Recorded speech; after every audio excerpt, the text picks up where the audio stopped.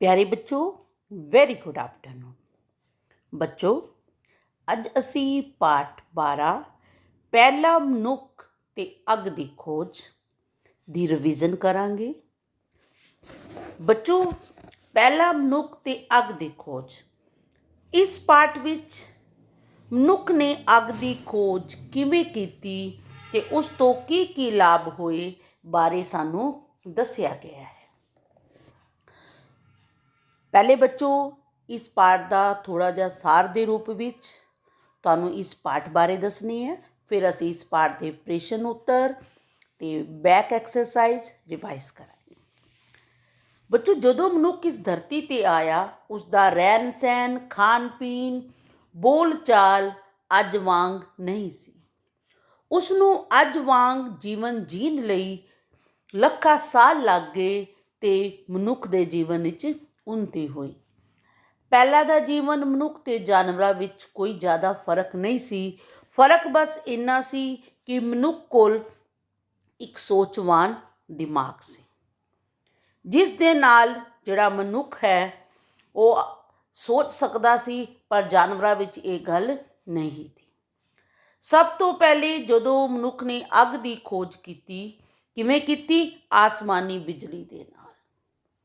ਉਸ ਤੋਂ ਬਾਅਦ ਉਸਨੇ ਆਸਮਾਨੀ ਬਿਜਲੀ ਰਾਹੀਂ ਕੀਤੀ। ਫਿਰ ਉਸਨੇ ਅੱਗ ਦੇ ਫਾਇਦਿਆਂ ਨੂੰ ਜਾਣਿਆ।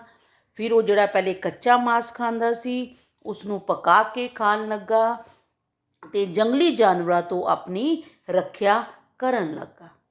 ਅਸੀਂ ਅੱਜ ਅੱਗ ਦੀ ਪੂਜਾ ਕਰਦੇ ਹਾਂ, ਕਿਉਂਕਿ ਸਾਡੇ ਗ੍ਰੰਥਾਂ ਵਿੱਚ ਅੱਗ ਨੂੰ ਵੀ ਦੇਵਤਾ ਮੰਨਿਆ ਗਿਆ ਹੈ। ਕਿਉਂਕਿ ਦੇਵਤਾ ਇਸ ਲਈ, ਕਿਉਂਕਿ ਅੱਗ ਨੇ ਸਾਨੂੰ ਬਹੁਤ ਸਾਰੇ ਲਾਭ ਦਿੱਤੇ ਹਨ। ਪਿੰਡ ਵਿੱਚ ਅੱਗ ਨੂੰ ਸੰਭਾਲ ਕੇ ਰੱਖਿਆ ਜਾਂਦਾ ਹੈ। ਪਿੰਡਾਂ ਦੀਆਂ ਜਿਹੜੀਆਂ ਸੁਆਣੀਆਂ ਹਨ, ਔਰਤਾਂ ਹਨ, ਉਹ ਅੱਗ ਦੇ ਸਾਰਾ ਕੰਮ ਕਰਨ ਤੋਂ ਬਾਅਦ ਉਸ ਨੂੰ ਮਿੱਟੀ ਵਿੱਚ ਦੱਬ ਦਿੰਦੀਆਂ ਹਨ ਕਿ ਜਦੋਂ ਉਹਨਾਂ ਨੂੰ ਜ਼ਰੂਰਤ ਹੁੰਦੀ ਹੈ ਕਿ ਉਹ ਉਸ ਅੱਗ ਨਾਲ ਦੁਬਾਰਾ ਕੰਮ ਅੱਗ ਬਾਲ ਲੈਂਦੀਆਂ ਹਨ। ਅੱਗ ਬਾਲਣ ਦੇ ਨਾਲ ਪਹਿਲੇ ਤੀਲੀਆਂ ਨਹੀਂ ਹੁੰਦੀਆਂ ਸਨ ਤੇ ਫਿਰ ਮਨੁੱਖ ਨੇ ਕੀ ਕੀਤਾ? ਦੋ ਪੱਥਰਾਂ ਨੂੰ ਆਪਸ ਵਿੱਚ ਰਗੜ ਕੇ ਅੱਗ ਨੂੰ ਬਾਲਣਾ ਪੈਦਾ ਕੀਤਾ ਤੇ ਅੱਗ ਦੀ ਇਹ ਖੋਜ ਦਾ ਦੂਸਰਾ ਕਾਰਨ ਇਹ ਵੀ ਹੋ ਸਕਦਾ ਹੈ। ਅੱਗ ਮਨੁੱਖ ਨੂੰ ਸਰਦੀ ਦੇ ਮੌਸਮ ਵਿੱਚ ਨਿੱਘ ਦਿੰਦੀ ਸੀ।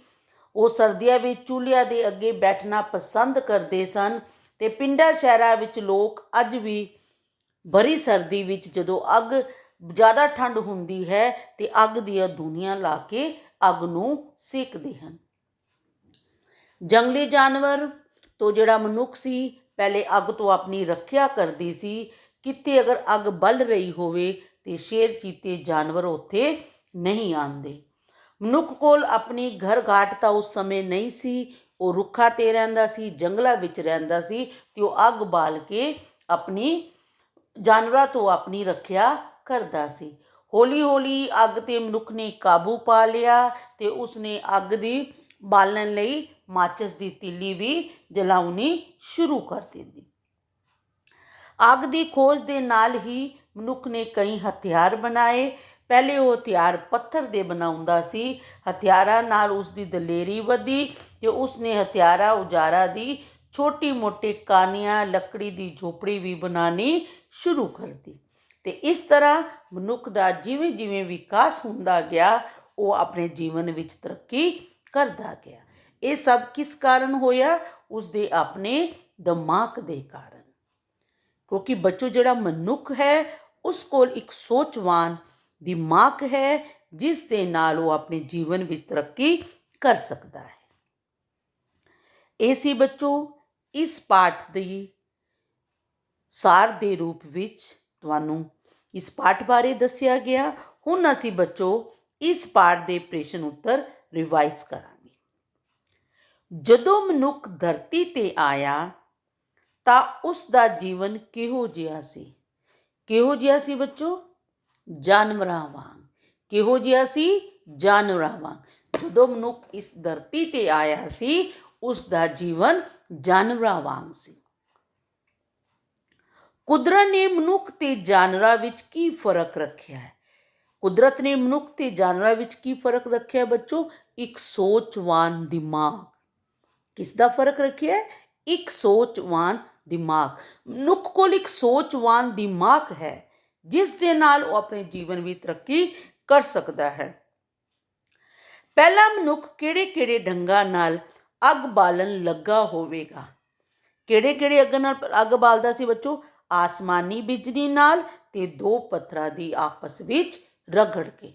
ਪਹਿਲੇ ਉਹ ਆਸਮਾਨੀ ਬਿਜਲੀ ਨਾਲ ਬਾਲਦਾ ਸੀ, ਫਿਰ ਦੋ ਪੱਥਰਾਂ ਦੀ ਆਪਸ ਵਿੱਚ ਰਗੜ ਕੇ ਅੱਗ ਨੂੰ ਬਾਲਦਾ ਸੀ। ਪਿੰਡਾਂ ਵਿੱਚ ਅੱਗ ਦੀ ਸੰਭਾਲ ਔਰਤਾਂ ਕਿਵੇਂ ਕਰਦੀਆਂ ਹਨ? ਕਿਵੇਂ ਕਰਦੀਆਂ ਹਨ ਬੱਚੋ? ਅੱਗ ਨੂੰ ਮਿੱਟੀ ਵਿੱਚ ਦਬਾ ਕੇ। ਕਿਵੇਂ ਕਰਦੀਆਂ ਹਨ? ਅੱਗ ਨੂੰ ਮਿੱਟੀ ਦੇ ਵਿੱਚ ਦਬਾ ਕੇ। ਲੋਕ ਸਰਦੀਆਂ ਵਿੱਚ ਅੱਗ ਦੀ ਨਿੱਘ ਕਿਵੇਂ ਲੈਂਦੇ ਹਨ? ਅੱਗ ਨੂੰ ਸੇਕ ਕੇ। ਲੋਕ ਸਰਦੀਆਂ ਵਿੱਚ ਅੱਗ ਦੀ ਨਿੱਘ ਕਿਵੇਂ ਲੈਂਦੇ ਹਨ? ਅੱਗ ਨੂੰ ਸੇਕ ਕੇ। ਅੱਗ ਜਦੋਂ ਜ਼ਿਆਦਾ ਠੰਡ ਹੁੰਦੀ ਹੈ, ਲੋਕ ਅੱਗ ਦੀਆਂ ਧੂਣੀਆਂ ਬਾਲ ਕੇ ਉਸ ਨੂੰ ਸੇਕਦੇ ਹਨ। ਅੱਗ ਪਹਿਲਾਂ ਮਨੁੱਖ ਦੀ ਰੱਖਿਆ ਕਿਵੇਂ ਕਰਦੀ ਸੀ? ਕਿਵੇਂ ਕਰਦੀ ਸੀ? ਜੰਗਲੀ ਜਾਨਵਰਾਂ ਤੋਂ ਬਚਾ ਕੇ। ਕਿਵੇਂ ਕਰਦਾ ਸੀ ਅੱਗ? ਪਹਿਲਾਂ ਮਨੁੱਖ ਦੀ ਰੱਖਿਆ ਕਿਵੇਂ ਕਰਦੀ ਸੀ? ਜੰਗਲੀ ਜਾਨਵਰਾਂ ਤੋਂ ਬਚਾ ਕੇ। ਜਦੋਂ ਕੋਈ ਜੰਗਲੀ ਜਾਨਵਰ ਕਿਤੇ ਦੂਰ ਅੱਗ ਬਲਦੀ ਵੇਖੇ ਤੇ ਉਹ ਉਸ ਥਾਂ ਤੇ ਨਹੀਂ ਜਾਂਦਾ।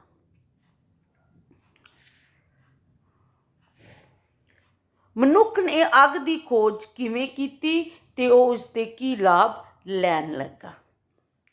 ਮਨੁੱਖ ਨੇ ਅੱਗ ਦੀ ਖੋਜ ਦੋ ਪੱਥਰਾਂ ਨੂੰ ਆਪਸ ਵਿੱਚ ਰਗੜ ਕੇ ਕੀਤੀ ਤੇ ਅੱਗ ਦੀ ਖੋਜ ਤੋਂ ਬਾਅਦ ਉਹ ਆਪਣਾ ਭੋਜਨ ਪਕਾ ਕੇ ਖਾਣ ਲੱਗਾ। ਮਨੁੱਖ ਨੇ ਅੱਗ ਦੀ ਖੋਜ ਬੱਚੋ ਕਿਵੇਂ ਕੀਤੀ? ਦੋ ਪੱਥਰਾਂ ਨੂੰ ਆਪਸ ਵਿੱਚ ਰਗੜ ਕੇ। ਉਸ ਤੋਂ ਬਾਅਦ ਉਸਨੇ ਇਸ ਤੋਂ ਕੀ ਲਾਭ ਲਿਆ? ਉਹ ਆਪਣਾ ਭੋਜਨ ਪਕਾ ਕੇ ਖਾਣ ਲੱਗਾ। ਅੱਗ ਦੀ ਸੰਭਾਲ ਤੋਂ ਕੀ ਭਾਵ ਹੈ? ਪਿੰਡਾਂ ਵਿੱਚ ਔਰਤਾਂ ਇਸ ਤੋਂ ਕਿਵੇਂ ਲਾਭ ਲੈਂਦੀਆਂ ਹਨ? ਅੱਗ ਦੀ ਸੰਭਾਲ ਤੋਂ ਕੀ ਲਾਭ ਹੈ? ਅੱਗ ਦੀ ਸੁਰੱਖਿਆ ਕਰਨਾ। ਅੱਗ ਦੀ ਸੁਰੱਖਿਆ ਕਰਨਾ। ਪਿੰਡਾਂ ਵਿੱਚ ਔਰਤਾਂ ਅੱਗ ਨੂੰ ਮਿੱਟੀ ਵਿੱਚ ਦਬਾ ਕੇ ਰੱਖ ਦਿੰਦੀਆਂ ਹਨ। ਪਿੰਡਾਂ ਵਿੱਚ ਔਰਤਾਂ ਅੱਗ ਨੂੰ ਮਿੱਟੀ ਵਿੱਚ ਦਬਾ ਕੇ ਰੱਖ ਦਿੰਦੀਆਂ ਹਨ। ਇਹ ਸਨ ਬੱਚੋ ਇਸ ਪਾਠ ਦੇ ਪ੍ਰਸ਼ਨ ਉੱਤਰ। ਹੁਣ ਅਸੀਂ ਕਰਾਂਗੇ ਬੁੱਕ ਦੀ ਬੈਕ ਐਕਸਰਸਾਈਜ਼। ਕੁਦਰਤ ਬਹੁਵਿਕਲਪੀ ਪ੍ਰਸ਼ਨ। ਕੁਦਰਤ ਨੇ ਮਨੁੱਖ ਨੂੰ ਜਾਨਵਰਾਂ ਨਾਲੋਂ ਵੱਖ ਕੀ ਦੇ ਕੇ ਭੇਜਿਆ ਹੈ? ਭਗਵਾਨ ਨੇ ਕੁਦਰਤ ਕੀ ਹੈ? ਕੁਦਰਤ ਨੇ ਮਨੁੱਖ ਨੂੰ ਜਾਨਵਰਾਂ ਨਾਲੋਂ ਵੱਖ। ਵੱਖ ਕੀ ਹੁੰਦਾ? ਅਲੱਗ। ਕੀ ਦੇ ਕੇ ਭੇਜਿਆ ਹੈ? ਕੁਛ ਵੀ ਨਹੀਂ। ਖਾਣ ਪੀਣ, ਅੱਖ ਨੱਕ ਕੰਨ ਜਾਂ ਸੂਝਵਾਨ ਦਿਮਾਗ। ਕੀ ਦੇ ਕੇ ਭੇਜਿਆ ਹੈ? ਸੂਝਵਾਨ ਦਿਮਾਗ। ਕੀ ਦੇ ਕੇ ਭੇਜਿਆ ਹੈ? ਸੂਝਵਾਨ ਦਿਮਾਗ। ਮਨੁੱਖ ਨੇ ਸ਼ੁਰੂ ਵਿੱਚ ਅੱਗ ਦੀ ਖੋਜ ਕਿਵੇਂ ਕੀਤੀ? ਮਨੁੱਖ ਨੇ ਸ਼ੁਰੂ ਵਿੱਚ ਅੱਗ ਦੀ ਖੋਜ ਕਿਵੇਂ ਕੀਤੀ? ਕਿਵੇਂ ਕੀਤੀ ਸੀ ਬੱਚੋ?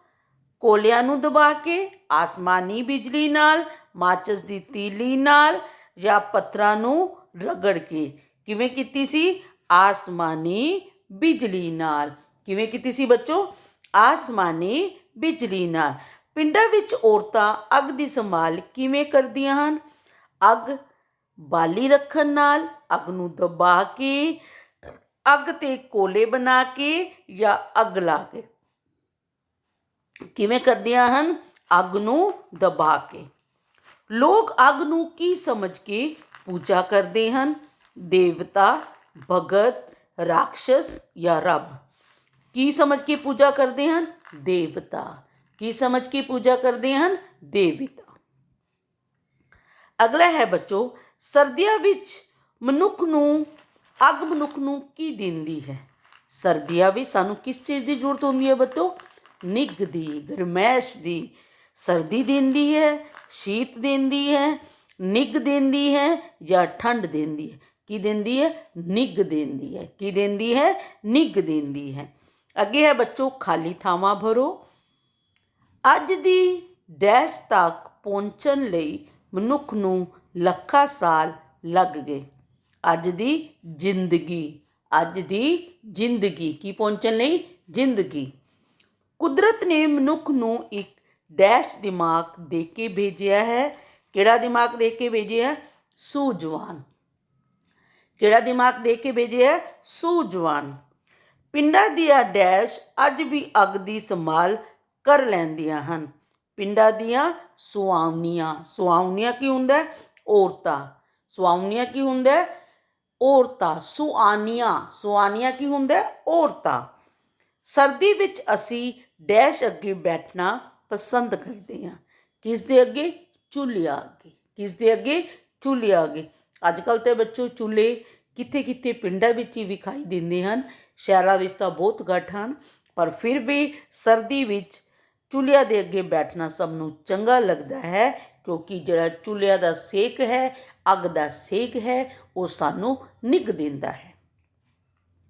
ਪਹਿਲਾ ਮਨੁੱਖ ਅੱਗ ਬਾਲ ਕੇ ਜਾਨਵਰਾਂ ਤੋਂ ਆਪਣੀ ਡੈਸ਼ ਕਰਦਾ ਹੋਵੇਗਾ। ਕੀ ਕਰਦਾ ਹੋਵੇਗਾ? ਸੁਰੱਖਿਆ। ਕੀ ਕਰਦਾ ਹੋਵੇਗਾ? ਸੁਰੱਖਿਆ। ਕੀ ਕਰਦਾ ਹੋਵੇਗਾ? ਸੁਰੱਖਿਆ। ਸੁਰੱਖਿਆ ਕੀ ਹੁੰਦੀ ਹੈ? ਰਕਸ਼ਾ। ਇਹ ਹੈ ਬੱਚੋ, ਅੱਜ ਅਸੀਂ ਰਿਵੀਜ਼ਨ ਕੀਤੀ ਪਾਠ 12 ਅੱਗ ਦੀ ਖੋਜ ਤੇ ਪਹਿਲਾ ਮਨੁੱਖ। ਆਈ ਹੋਪ ਤੁਹਾਨੂੰ ਸਭ ਨੂੰ ਇਸ ਪਾਠ ਦੇ ਪ੍ਰਸ਼ਨ ਉੱਤਰ, ਬਹੁ ਵਿਕਲਪੀ ਪ੍ਰਸ਼ਨ ਅਤੇ ਸਹੀ ਗਲਤ ਚੰਗੀ ਤਰ੍ਹਾਂ ਸਮਝ ਆ ਗਏ ਹੋਣੇ ਨੇ ਤੇ ਯਾਦ ਵੀ ਹੋ ਗਏ ਹੋਣੇ ਨੇ।